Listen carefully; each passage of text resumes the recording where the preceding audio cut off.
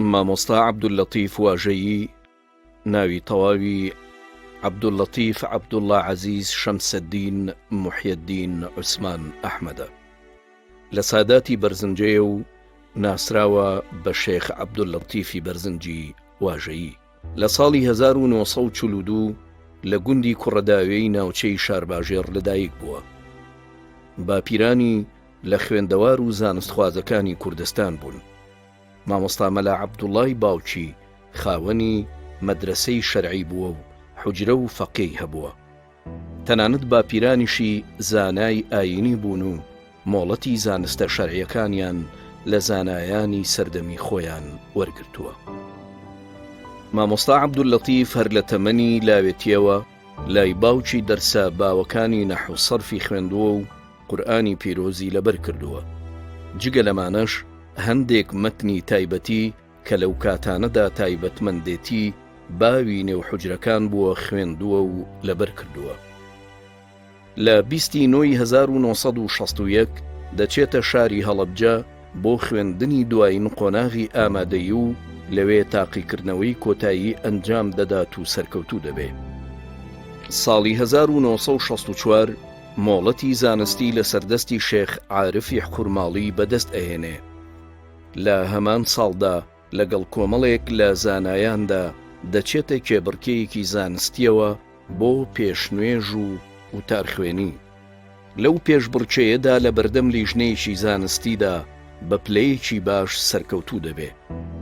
دوای ئەمە دەبێتە پێشنوێژی مزگەوتی هەمەوەند لە دەرگەزێنی سنووری ناحیەی بازیان و تاوەکو ساڵی 1968 لەوێ دەمێنێتەوە.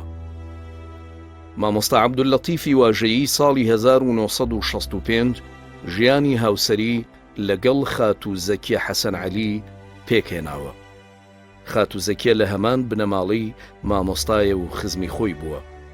ئەم خاتوونە هاوکارێکی کاریگەر و گەورە بووە بۆ کۆشە زانستیەکانی مامۆستا و بەردەوام پشتیوانی کردووە لە بەدەستێنانی زانست و زانیاری.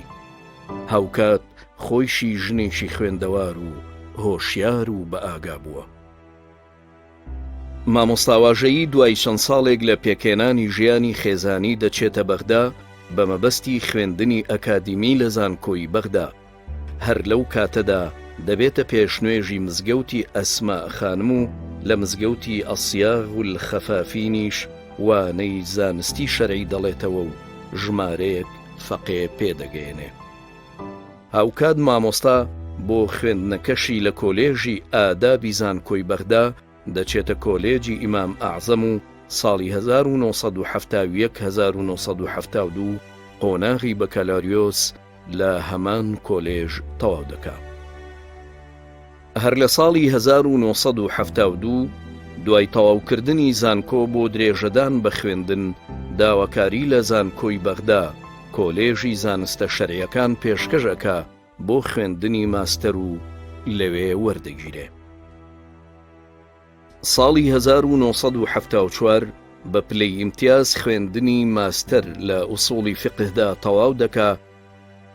دوای تەواوکردنی ماستەرەکەی لە 29 یانزەی 1975 وەکو مامۆستای یاریدەدەر لە زانکۆی بەغدا کۆلێژی ئیمام ئەعزەم دادەمەزرێت و تاوەکو ساڵی 1980 بەردەوام دەبێ و وانە دەڵێتەوە.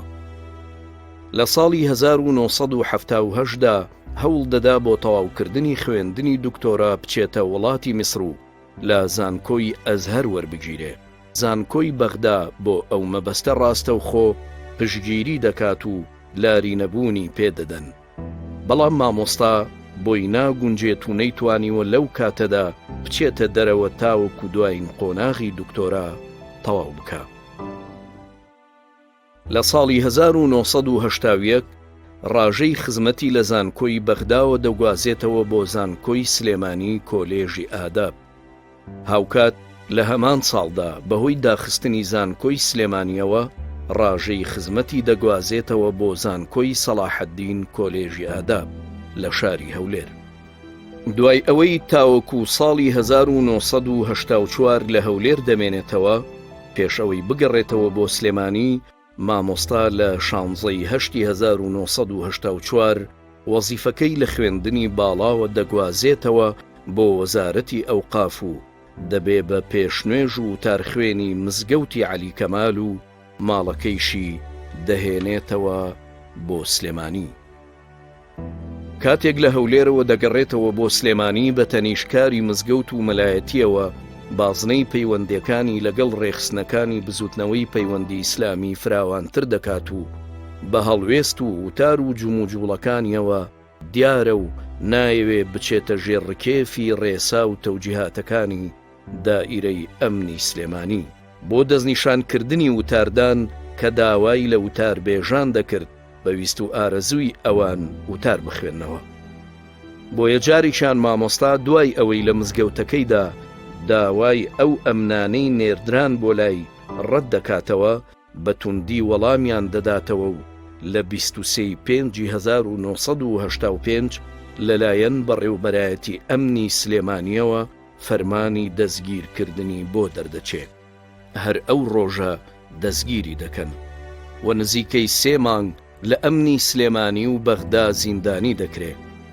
مامۆستا لە ڕووی قەناعەتی سیاسی و بانخوازیەوە بە هەمان هەڵوێستەکانی پێشوویەوە لەگەڵ ڕێخستنەکانی بزوتنەوەی پەیوەندی ئیسلامی لە ناوشاری سلێمانی بەردەوام دەبێ تا بە شێوەیەکی نهێنی سەرکردایەتی بزوتنەوەکە لە ڕێی مامۆستا شێخ محەممەدی بەرزنجیەوە لە ڕۆژهەڵاتی کوردستانەوە نامەیەک بە یەکێک لە قوتابیەکانی مامۆستای واژەییدا دەنێرن بۆی و کە بابەتی نهێنی ڕێخستنی تێدایە و داوا دەکا لە مامۆستا عەبدولەتیف سلێمانی جێبهێڵێت و ڕوو بکاتە ڕۆژهەڵات بۆ لای ئەوان.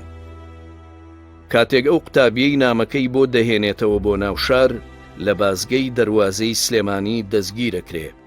دوای هێنان و بردن نامەکە ئاشکرا نابێ قوتابیەکەی ئەچێ بۆ لای مامۆستا شێخ عەبدولەتیف و نامەکەی دەگەیەنێتە دەست.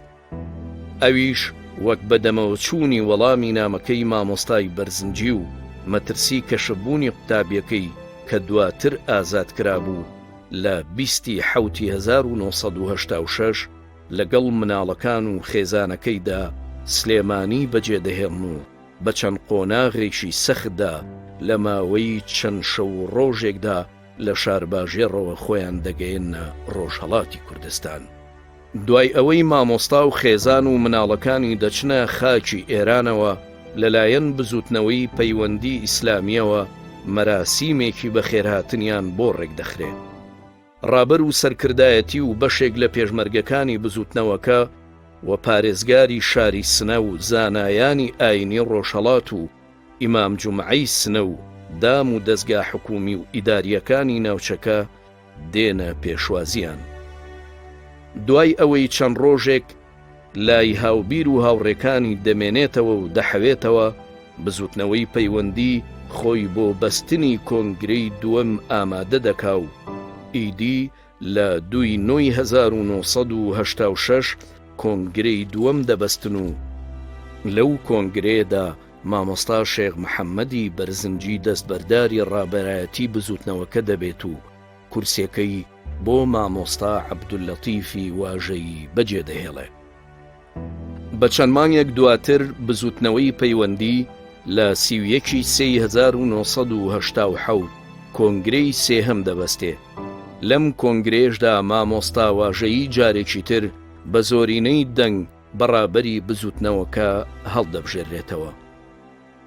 بەم شێوەیە مامۆستا وەک ڕابەری پەیوەندی دەمێنێتەوە تاوەکو ئەو کاتەی ژمارەیەک لە مامۆستا و زانایانی ئاینی سنووری هەڵەبجە و شارە زوور هەورامان لە 13/1987 بەهۆی ستەم و زۆرداری حیزبی بەعسەوە کۆچەکەن بۆ ڕۆژهەڵاتی کوردستان. زانا دیارەکانی ئەو کاتەش بریتی بوون لە مامۆستا مەلا عوسمان عەبدولعەزیز و مامۆستا مەلا عەلی و مامۆستا مەلا عومەری برایان و مامۆستا ئەحمەدی کاکە مەحموود و مامۆستا شێخ سدیقی سەرگەتی و ژمارەیەک لە زانایانی ئاینی تر و گەنجانی ئیسلام خوازی سنوورەکە. ئەوە بوو دوای چەند هەفتەیەک لەو کۆچە زنجیرەیەک گفتوگۆ لە نێوان سەرکردایەتی بزوتنەوەی پەیوەندی ئیسلامی و ئەو مامۆستا و زانایانەدا دروست دەبێ بە هەردوو لە بزوتنەوەی ئیسلامی لە کوردستانی عێراق ڕادەگەێنن. واتە دەستەواژەی پەیوەندی نامێنێت و لەسەر هەمان میتۆد و پاشخان و هەرەمی حیزبی بزوتنەوەی پەیوەندی ئیسلامی پێشوو بزوتنەوەی پەیوەندی دەکەنە بزوتنەوەی ئیسلامی و مامۆستای واژەیی دەستبەرداری کورسی ڕابەرایەتی دەبێ بۆ مامۆستا مەلا عوسمان عەبدولعەزیز و خۆی دەبێتە جێگری ڕابەر و ئەندامی مەکتەبی سیاسی بزوتنەوەی ئیسلامی. لە ڕاستیە ئەبێ ببێتە پاڵنەرێک بۆ تەواوی مجاهیدین و عەهد و پەیمان بەگشتی تازە بکەینەوە کە لە خزمەتی خوایە بین، لە خزمەتی ئیسلامە بین و لەگەڵ بزوتنەوەی ئیسلامی عەهد و پەیمان بکەین کە هەتا وەکوونێ ژیانمان هەیە لە خزمەتی ئیسلامە بیبەینە سەیر و ئەو ڕێبازی جیهاد و تێکۆشانە بەرنەدەین و ئینشاءالله خوای پەروەردگار بمانکە بە هەڵگری ئاڵای ئیسلام و هەروەها بمان کاتە وەقود بۆ ئەو نووری ئیسلامە کە هەرگیز و هەرگیز نابێ کوژانەوەی ببێت. مامۆستا لە کاری حیزبی بەردەوام دەبێت تاوەکو ڕاپەڕینی ئازاری ساڵی 1991 دوای ئازادبوونی بەشێک لە ناوچەکانی کوردستان لەو کاتەدا شانبەشانی پێشمەرگەکانی بزوتنەوە لە ناوچەی بازیان و چەمچەماڵ و دەوروبەری بەشداری لە گرتنی ڕەبیە سەربازەکانی ڕژێمەکە. دوای 2 ساڵ لەسەر هەڵدانی ڕاپەڕینەکە لە ساڵی 1993 پەیوەندی دەکا بە زانکۆیەکی سعودیەوە بۆ وەرگرتنی لە خوێندنی دکتۆرا و ناونیشانی دکتۆراکەشی دیاری دەکا بە ناوی الغەیث الهامع بشرح جەمع الجەوامع.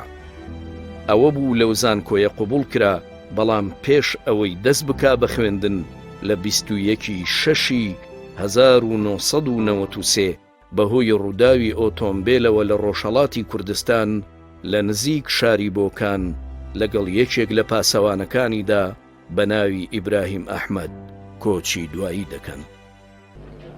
بە ناوی مامۆساکانی بەشی بانگەواز و ڕێنمویی لقی سلێمانیەوە پرسە و سەرخۆشی یەکەم لە دەرەجەی یەکەم حەرەکەی ئیسلامی بە قیادە و ئەفرادیەوە کە چونکە دوو ئەسێرەی گەشی معریفەت و خواناسین و علم و زانیاری لە ئاسمانی بزوتنەوەدا ئاوا بووە، ئەمجار پرسە و سەرخۆشی لە کەسوکاری مامۆستا شێخ لەتیف خۆی و کاک ئیبراهیم خوا بە بەهەشتی بەرین مشەرەفیان کا ئینشاءالله.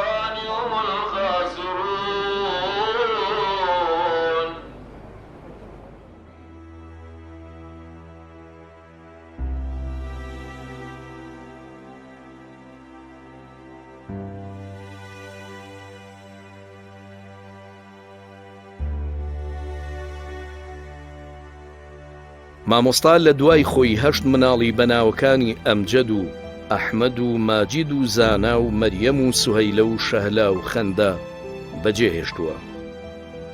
هەندێک لە مامۆستا و هاوڕێ و قوتابیەکانی دەربارەی مامۆستای واژەیی دەدوێن.